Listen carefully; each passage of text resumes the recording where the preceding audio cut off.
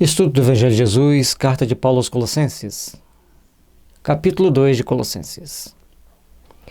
Porque quero que saibais, quão grande combate tenho por vós e pelos que estão em Laodiceia, e por quantos não viram o meu rosto em carne.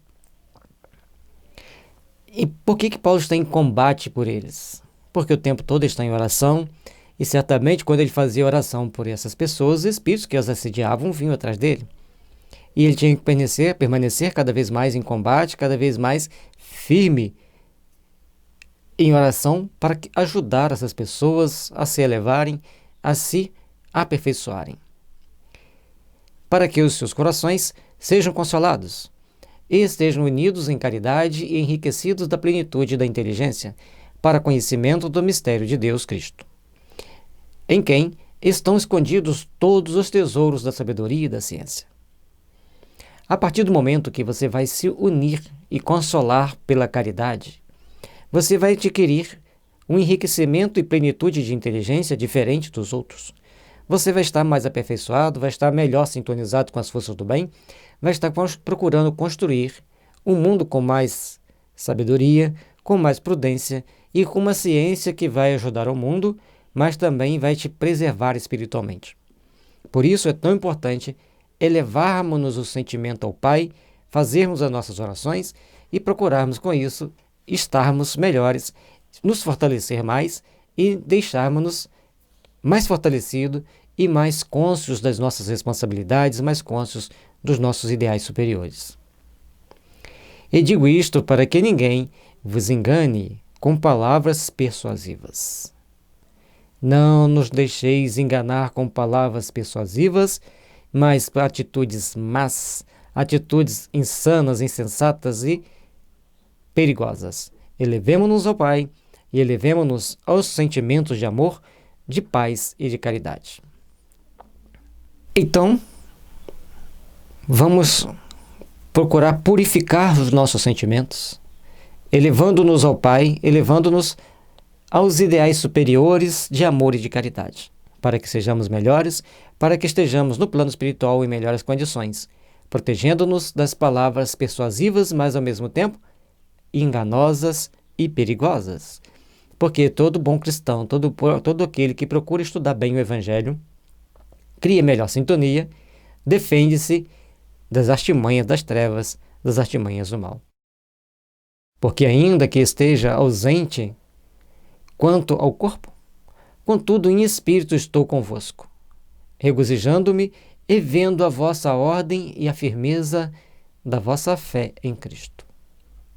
Ele estando ausente em corpo, mas presente em espírito, mantendo o sentimento de oração, mantendo o incentivo a eles através das cartas para que eles elevem-se, mantenham-se em condições melhores e mais elevadas de bons sentimentos para com aqueles nossos irmãos. Como, pois, recebestes o Senhor Jesus Cristo, assim também andai nele, arraigados e edificados neles e confirmados na fé, assim como fostes ensinados, crescendo em ação de graças. À medida que recebemos o Evangelho do Cristo para nos nortear a vida, procuremos deixar que ele se enraize em nós, edifique em nós os melhores sentimentos, a força da fé, para que saibamos caminhar, conforme nos é ensinado pelo Evangelho, através da ação de graças, a fazermos o bem, a glorificarmos ao Pai e agradecermos a Deus por tudo que temos. Agradecemos a Deus por todas as possibilidades que nos tem dado. Todos nós, como filhos de Deus, merecemos o melhor e merecemos também trabalhar para o bem e para a luz.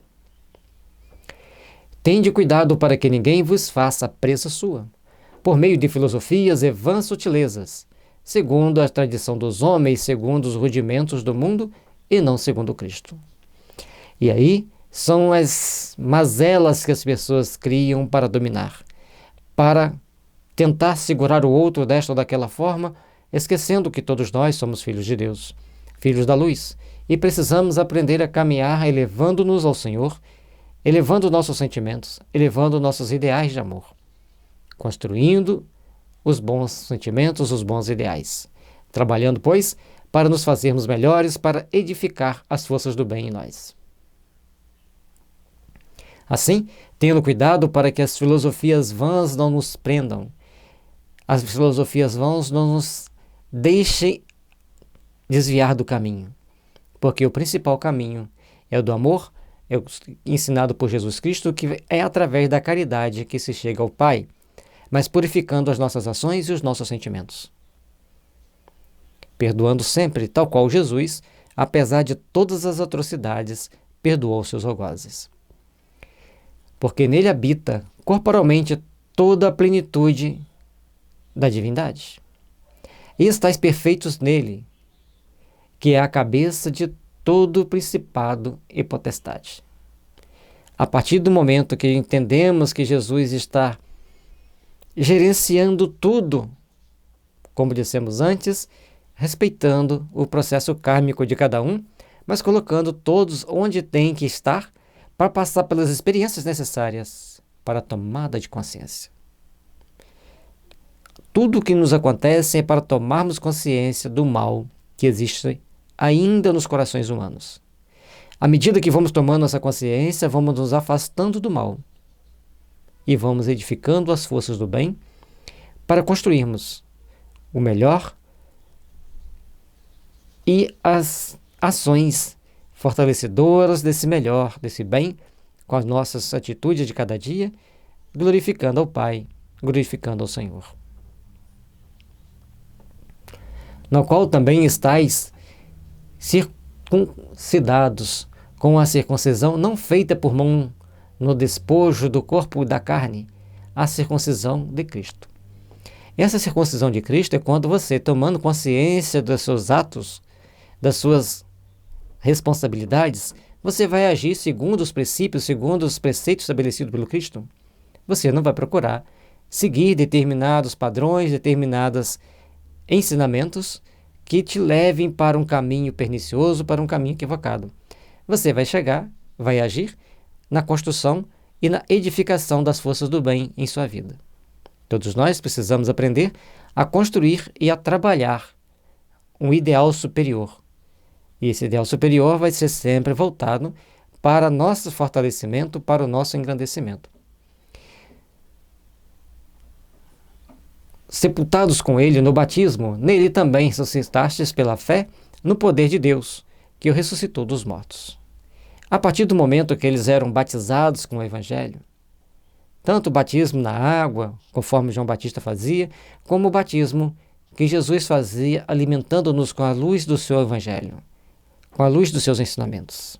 A partir do momento que entendemos isso, começamos então a ressuscitar em nós aquele Espírito Filho de Deus, para deixar a nossa contraparte, ainda ligada com as trevas, cada vez mais adormecidas, para ser transubstancializada na firmeza do amor, para seguirmos o caminho redentor com Jesus.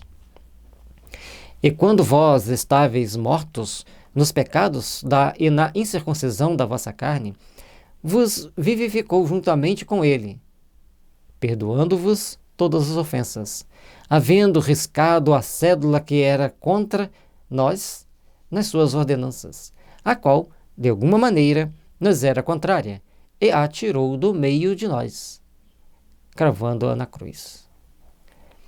E Paulo aqui traz para a gente uma linguagem bem mais simbólica do significado da cruz. Aqui a cruz não é mais um castigo, não é mais uma punição, mas uma transubstanciação daquelas cédulas que trazíamos registrado em nosso inconsciente, das ações más. A partir do momento que Jesus é crucificado, essas ações más também vão sendo crucificadas dia a dia, cada uma na sua dose apropriada, para estarmos um dia livres de todo mal, vivenciando a plenitude do bem ao longo da nossa caminhada, ao longo da nossa existência. Trabalhamos assim para nos fazermos melhores, para nos fazermos bons, para nos fazermos aqueles que trabalham e edificam verdadeiramente o Evangelho do Cristo em nossos corações. E despojando os principados e potestades, os expôs publicamente, e deles triunfou em si mesmo. Portanto, ninguém vos julgue pelo comer, ou pelo beber, ou por causa dos dias de festas, ou da lua nova, ou dos sábados, que são sombras das coisas futuras, mas o corpo é de Cristo. A todo momento, naqueles primeiros cristãos, faziam-se questões por bagatelas tão insignificantes e esqueciam aquilo que deveria ser predominantemente vivenciado pelo verdadeiro cristão: os bons sentimentos, os bons ideais, a sublimidade do amor. Ainda estávamos presos a preconceitos e conceitos atávicos que não fortaleciam-nos para o bem. E a partir do momento que Jesus vem ao mundo e enfrenta aqueles símbolos das potestades do mundo, que era o poder dominante, em Israel, em Jerusalém principalmente, e deixa-se seguir por um caminho que ninguém esperava. Sendo ele o mais perfeito, o mais puro, o mais poderoso espírito que já teve na terra, a maioria esperava que com apenas um gesto de mão, ele derrubasse todo o exército dos seus inimigos. Mas, pelo contrário, ele se deixa levar. E a multidão, cada vez mais ensandecida, enfurecida, pede-lhe a crucificação de uma forma insana, para colher depois os frutos do arrependimento devido à insensatez das suas ações, motivadas por uma exaltação momentânea. E a partir daquele momento, daquela exaltação, eles começam a desenvolver outros ideais, outros sentimentos, e passar a respeitar o Cristo. Portanto, que o Evangelho pode ser pregado, apesar das perseguições iniciais, apesar das maldades que se praticavam inicialmente, mas o Evangelho pode ser pregado, trazendo para nós esclarecimentos importantes para o crescimento de todos nós, espiritualmente falando. Por isso, a luta que nós temos que ter, a busca por um ideal superior, faz parte do nosso crescimento, faz parte da vivência do Evangelho que devemos carregar conosco para toda a eternidade. Lembrando que a partir do momento que você passa a seguir o Cristo, o seu corpo é um templo de Cristo. Mas nós não vamos brigar porque comemos ou porque bebemos, ou porque estamos numa lua ou na outra, ou num dia de sábado ou num domingo. Não. Vamos saber selecionar conscientemente os nossos atos, sabermos ter os dias de repouso e sabermos que temos nosso momento de fragilidade. A partir do momento que entendemos tudo isso, nós vamos crescendo a partir do momento que nos compreendemos e vamos colocando o Evangelho para ação e direcionamento da nossa vida. Façamos dessa forma a elevação dos nossos sentimentos ao Pai e cresçamos para o amor e para a fraternidade que deve existir. Ninguém vos domine a seu bel prazer com pretexto de humildade e culto dos anjos, metendo-se em coisas que não viu, estando debalde inchado na sua carnal compreensão, e não ligado à cabeça, da qual todos o corpo, provido e organizado pelas juntas e ligaduras, vai crescendo em aumento de Deus. E Paulo vai trazendo para nós que devemos ligar a cabeça ao Cristo, mantendo o sentimento elevado, e tudo mais vai nos fortalecendo, vai nos mantendo ligado a Deus. Porque a partir do momento que os nossos pensamentos e sentimentos se dirigem firmemente ao Pai, tudo mais vem nos alimentando, nos fortalecendo e nos impulsionando para alcançarmos a plenitude no Senhor.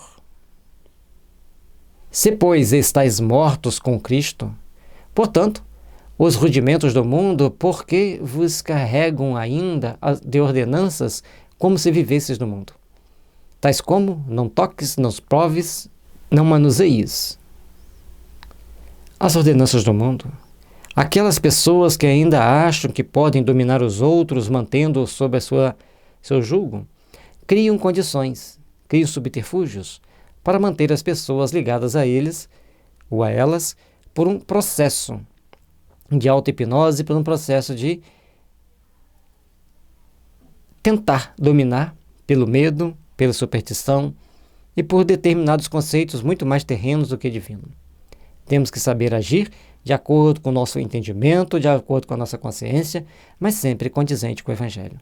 Sempre pronto a entender o Evangelho, a vivenciar o Evangelho.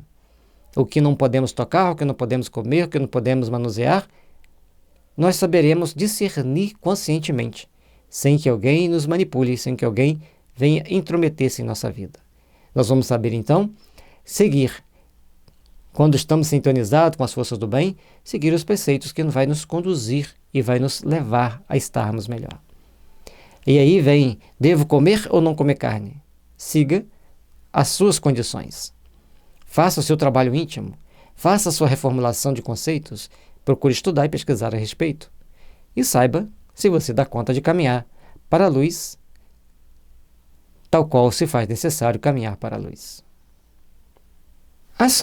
As quais coisas todas perecem pelo uso, segundo os preceitos e doutrinas dos homens, as quais têm, na verdade, alguma aparência de sabedoria, em devoção voluntária, humildade e indisciplina do corpo, mas não são de valor algum, senão para a satisfação da carne. E aí, nós temos que saber o que nós estamos fazendo, como nós estamos agindo, qual o objetivo de tomarmos esta ou aquela ação, qual doutrina nós estamos realmente seguindo. É importante nós entendermos que alguns alimentos podem fazer muito mal a algumas pessoas, e a outras pessoas esses alimentos não dizem nada. Eles vão comer naturalmente. E assim, hoje nós temos as pessoas que têm intolerância ao trigo, intolerância ao leite, intolerância a derivados do leite, intolerância a corantes, a intolerância a aromatizantes, e cada um tem a sua intolerância, até mesmo intolerância à água, que é um sintoma do ácido fluorídrico. Então, quando se toma a homeopatia do fluórico ácido, deixa de ter alergia à água. Então, é importante nós entendermos que existem limites.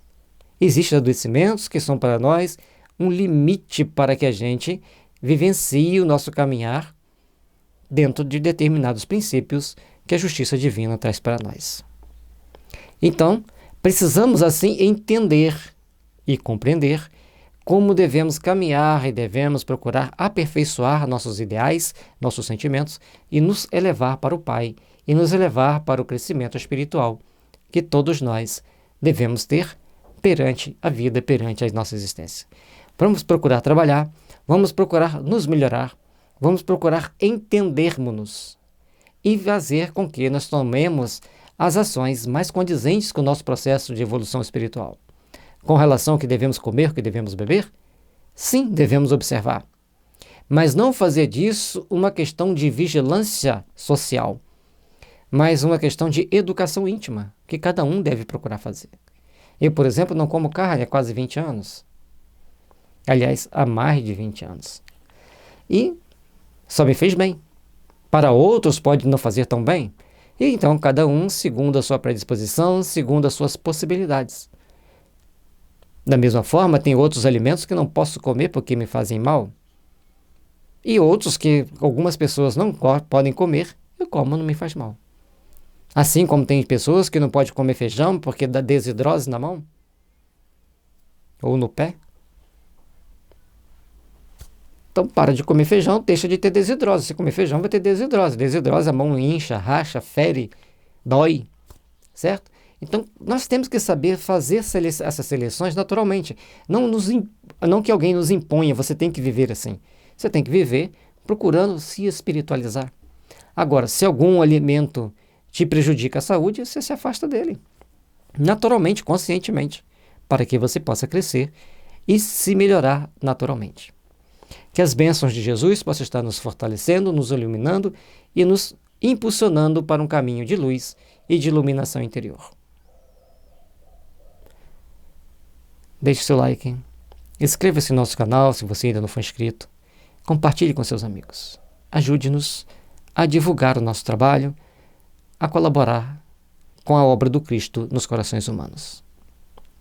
Que as bênçãos do Senhor estejam sempre envolvendo nossos corações, nossos lares e nossos ambientes de trabalho.